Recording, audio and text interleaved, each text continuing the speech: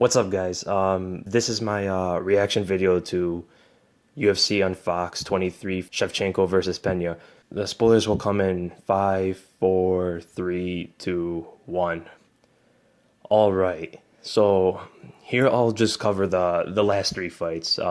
Even though Jason Knight had a very good win against Casillas, catching Casillas on the feet with basic boxing with that straight right, eventually getting the back against the cage and just slamming him at one point. He got a hip toss and scrambled to the back. He takes the back very, very well. He takes it very fast too. So yeah, and he gets the choke in, and that's pretty much it. But this is my immediate reaction. So I may have forgotten some details of the fights. I'll have to go back and look at them. But this is just a reaction right after the fights. And I'm going to Francis Ngannou versus Arlovski. Not too much to cover in that fight. It was over really fast. Arlovski's infamous chin, his ability to take punches, it still holds true to what everybody has been saying for years. Regardless, most heavyweights would have gotten dropped by those shots. I mean, Ngannou hits hard. Ngannou is scary, scary strong. Brian Stann is right. Brian Stann is right. That is the scariest heavyweight in the UFC. And he's rising quick. I mean, look what he just did to a top 10 opponent. People weren't giving Ngannou any credit because he hasn't faced a top 10 opponent. Well, he faced a top 10 opponent, a former UFC champion who had a rejuvenated career, and just put him out in, less than 2 minutes. Arlovski tried to use his speed. He tried to come in really quick. That left counter hook and then that right uppercut fading away. Brian Stann pointed it out. He pretty much dropped Arlovski by fading away with a right uppercut. I mean, you got to have some power and some precision to do that. That reach really helps Ngannou. I mean, Arlovski comes in with the right hand, and he just came in short. He came in short. Ngannou swayed back a little bit and just caught him with the left hook, dinged him a little bit, came with the uppercut, dropped Arlovski, and you can see Ngannou was ready to throw another left hook. I mean, this guy's game. This guy's coming there to put you out. And he's very patient, which is a very good quality for a heavyweight. He's very, very patient. A good fight for Ngannou. I would love to see him versus Alistair Overeem. I think that'd be a great fight for Francis Ngannou. I think that'd be a fun fight. I think it'd be a big fight. They could probably do it overseas. They could probably do it in the Netherlands or somewhere in Europe. But I would love to see him fight anybody in the top five. For Arlovski, Arlovski needs to take a tune-up fight now. I mean, this is like his third loss in a row. He lost to Overeem by a knockout, and then he lost to Josh Barnett, and now he just got brutalized by Ngannou. I'd love to see him fight someone maybe in the from 10 to 15, somewhere there, maybe someone outside the top 15. And then going to the co-main event, this is my fight to watch of the night, and probably for most of you. If you watch my prediction video, I did state Masvidal will come out hard in the first round, and if he does win, it'll be because of the first round, or in the first round. He had a tough going in the first 3 minutes of the round. He was getting caught by the leg kick, which, if you watch my prediction video, I did state that Cerrone will have a lot of success with the leg kicks and the body kicks, in which he did. Masvidal has never been a guy who responds well to leg kicks and body kicks, and those are hard kicks. You can see, like, a minute and a half into the fight, you can see Masvidal's legs starting to go purple. But the boxing was Cerrone's boxing weakness is still relevant. It still exists. He doesn't do well with pressure, and he doesn't do well when opponents take a boxing approach who go through his kicks. And Cerrone did catch Masvidal on the feet with his punches. So he's got some fast punches, but the fundamentals in his boxing is not quite there like it is for Masvidal. Masvidal was catching with that jab and the right overhand. The really only significant shot that Masvidal caught him with, it seemed to be that right overhand. As Cerrone was backing up, Masvidal saw the opening for a right overhand. He saw that when Cerrone backs up, he tends to keep his hands a little lower and he keeps his chin up. So Cerrone would come in with a shot and he would back up and kind of be defenseless. And Masvidal saw the opening. He came in over with the right overhand. Wow, and it was pretty shocking to see Cerrone get dropped like that, because when's the last time we've seen him get hurt like that from a head strike? Maybe you can say with Melvin Gillard, but not to this degree. People were arguing that the fight was stopped too late. It would have been great if they did stop the fight in the first round. I mean, you can see when Cerrone went to his corner and Greg Jackson is talking to him. You can see he's just not there. He's looking at Greg Jackson, but it's like he's looking through him. It's like he's looking at someone behind Greg Jackson. I mean, it wasn't good. He was most like a concussed fighter going into the second round, and that's very dangerous.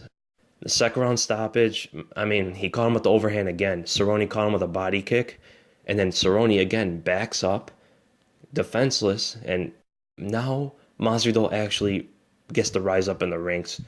He just beat the number 5 opponent, and he's number 12. I see him going in the top 7. Top 7 is where Masvidal might rise up to, and that's very well for him. For Cerrone, he should take time off now. I mean, he's been fighting constantly. He should take time off now. He should recover. For Masvidal, you can set him up with, I think a good fight for Masvidal at this point would be maybe if Carlos Condit comes back, that would be a good fight for him. And maybe Lorenz Larkin, a rematch. Someone around there, someone around his rank. So maybe anyone from the top 8 to the top 4. Anyone from number 8 to number 4 would be good for him. Masvidal's always had this defense problem, where he would have this defense problem where he would just be defensive a little too much and not be offensive. As a welterweight, now he's more aggressive, which I'm very happy to see. I mean, it's been paying off very well for him. And now for the main event. Everybody's been saying that Shevchenko is a striker. This is a grappler versus striker match. I've always put up an argument about this because I've never seen Shevchenko as just a striker. If you go back and watch my predictions video, I show why Shevchenko is more than just a striker. In the clinch, she is very hard to beat. Very rare will anyone beat her in the clinch. And we've seen it tonight. We've seen her balance. It's because of her balance and her base. It's so strong and it's so solid. It's so solid. We've seen a point where Pena was struggling and trying with all her strength and rushing for the takedown. I mean, because she couldn't get it. So she was desperate for it, and she still couldn't do it. Shevchenko is very well skilled in the clinch. She has a very good balance. Her balance is strong. It's very solid. We've seen it in the Holly Holm fight. We've seen it with even Amanda Nunes. Amanda Nunes was able to take her down, but it was very difficult for her. We also seen Shevchenko take Nunes down from the clinch. And we seen in this Pena fight, when Pena was throwing those knees, Shevchenko was patiently timing them. So whenever she threw a knee, very quickly, she would sweep the other leg. Very quick. She is extremely fast and very disciplined. She sweeps the other leg, and another time she would reach under the leg when Pena would throw the knee and just take her down. There wasn't too much striking. I thought Pena would have a little hard time getting in, but she is very aggressive. She's very wild on the feet. And who expected Shevchenko to win by an armbar? That was shocking. Pena takes Shevchenko down, and very well timed armbar. And you can see the wrist control. Pena tried to step over, but the armbar was in. It was completely in by then. She had control of the wrist. That's why Pena couldn't get out of it. Couldn't maneuver out of it. Pena's still game. She's still a contender. I would like to see her fight someone in the top 7.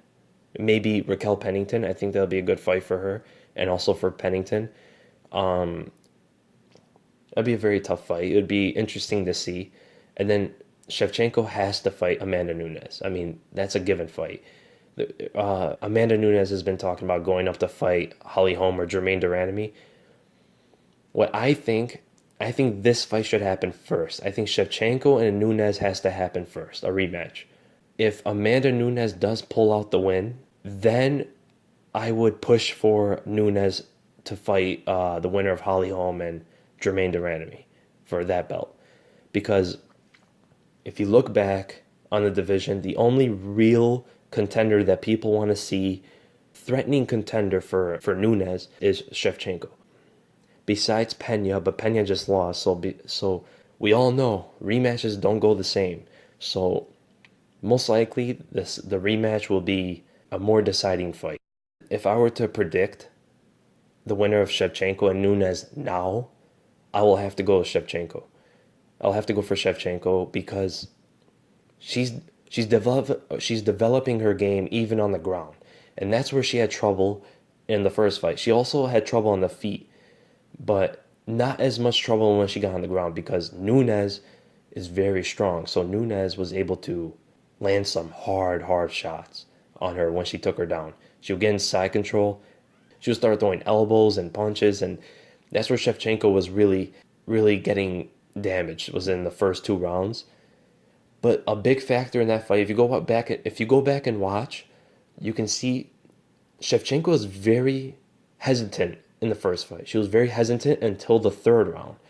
She wasn't really doing anything. On the feet, she was just waiting for Nunes, and when Nunes would come in, she would just move away. She wouldn't even try to hit back. She wouldn't try to counter like she does now. She would just move back and try to get away from shots.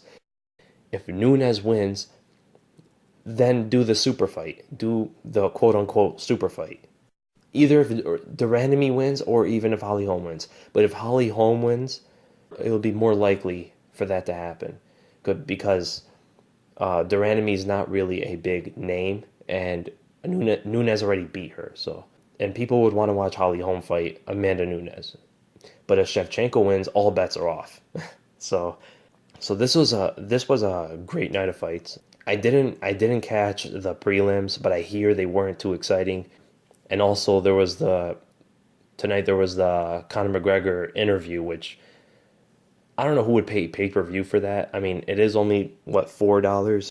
What I've heard from it and what I've read about it, he didn't really break any news or anything. I mean, he just sent out some expletives about, to the UFC and Floyd and sports or sports fighting and this and that. I mean, nothing too much. I mean, the only thing he said that really caught my attention and I'm kind of concerned about is the fact that he said he's going to wait to fight Floyd, even if it takes a year. I hate to see him keep getting his title taken from him. And if that happens, the title might get taken away. It doesn't seem like it now, but there'll be a lot of pressure from the fighters. There'll be a lot of pressure from Khabib and Tony Ferguson especially. They'll make great points. This guy's not fighting. He's not coming back. He's waiting for Floyd Mayweather. Don't get me wrong. I will watch Conor McGregor versus Floyd Mayweather, but that's not a fight that should happen. I mean, it's not a fight that has to happen. It's good for business. Fans will enjoy the lead up to it. They'll enjoy the image of Conor McGregor and Floyd Mayweather in the same ring. But as far as the fight, I highly doubt anyone will actually enjoy that fight. Yes, there's the X factor of Conor McGregor, just himself. So there's that X factor of the power, his size. He's an MMA fighter. But it's hard to imagine Floyd Mayweather not just dominating the fight. It's kind of hard to imagine. Even at 40 years old, I still think he would beat Conor McGregor and pretty handily. But this is fighting, though. So anything can really happen. If Conor lands that left hand and the world sees Floyd Mayweather crumble to the canvas and Conor McGregor's hand raised to the roaring crowd, what can anyone say at that point? It's a crazy thought. But yeah, that'd be the craziest moment in sports history for me. That would be the craziest moment. But very unlikely, but there is a chance. There's always a chance in fighting. So I don't know how we got from UFC on Fox 23 to Conor McGregor and Floyd Mayweather, but the main card of tonight was actually very good. People are actually putting out that this card will beat UFC 208, which I find hilarious. UFC 208 is not bad. It's not interesting as some of the other cards that we got spoiled with. You do have Anderson Silva versus Derek Brunson, which I don't know why people are not excited about this. I'm actually excited about that. What do you want more? You have Anderson Silva.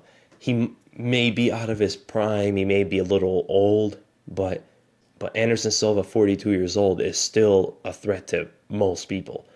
And he's very creative. Even the Michael Bisping fight, he was very creative. I mean, he's throwing things I've never seen him throw before. He was reaching down to Bisping's knee and then coming up with a back fist. He hurt Daniel Cormier with that body kick, and he was coming, what, 2 days notice, weighed 196, 41 years old, against the light heavyweight champion.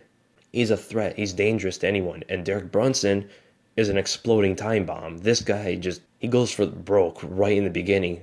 It's going to be interesting to see that. It'll be explosive, and it's going to be most likely a vicious knockout unless Derek Brunson tries to go to the takedown route the whole fight, which is still very dangerous. You have Holly Holm and Jermaine Durandamy. People are writing off Jermaine Durandamy. I mean, I can see why, because Holly Holm's star power. Oh, she beat Ronda Rousey. She fought with Miesha Tate. She fought with Shevchenko. Who has Jermaine fought with? Skill for skill, Jermaine's a tough fight for Holly Holm. She's big. She's bigger than Holly Holm. Longer reach. She has a 71-inch reach. Get this. She has a longer reach than Jose Aldo. She's very powerful, very disciplined, and very strong in the clinch. I do see Holly Holm using grappling in this fight. I do see her going for takedowns, and I do think she might get them. She trained with Greg Jackson. Greg Jackson is very unpredictable. He'll go the route where he can exploit the opponent's weakness, and she's been working on her grappling for a while. I think this is the time she will use it. But this is going to be a very tough fight for Holly Holm. Did anyone see the sanctioned fight, or it was an exhibition or something, of Jermaine Durandamy beating a guy in a fight? I think he was some actor, though. But she knocked him out cold. It was very interesting to see. And I am kind of bummed out that Travis Brown and Derek Lewis are not on this card. I think that was a miss. I don't know why they would move that fight and make it a main event of another card. I think they could have came up with a better main event. I think they could have came up with something else. Back on this night, great night of fights. I'm mostly speaking about the main card. I didn't see the prelims, but people were not impressed by it. I'm very happy that the fights were 2 hours earlier. I don't like when the fights are too late. Next week, I believe we have Dennis Bermudez versus the Korean Zombie. Cannot wait for the Korean Zombie to come back. It's been a while. He's been one of my favorites for a while, but he's been gone for 3 years, so that's kind of disappointing. And hopefully no ring rust for him. He's very dangerous, crazy fighter. If you got into MMA around a year or two or even 3 years ago, and you haven't gotten to watch Korean Zombie, I highly recommend watching some of his fights or his highlights. Definitely recommend watching his comeback. Hopefully he doesn't have ring rust. He's a fan favorite. He fights for the fans. That's pretty much my reaction to this night. Tell me what you guys thought about the fights down below. Did you guys expect what happened in the fights? Leave a comment below. What surprised you guys? What shocked you guys? What are you guys looking for next? And I'll see you guys in the next video.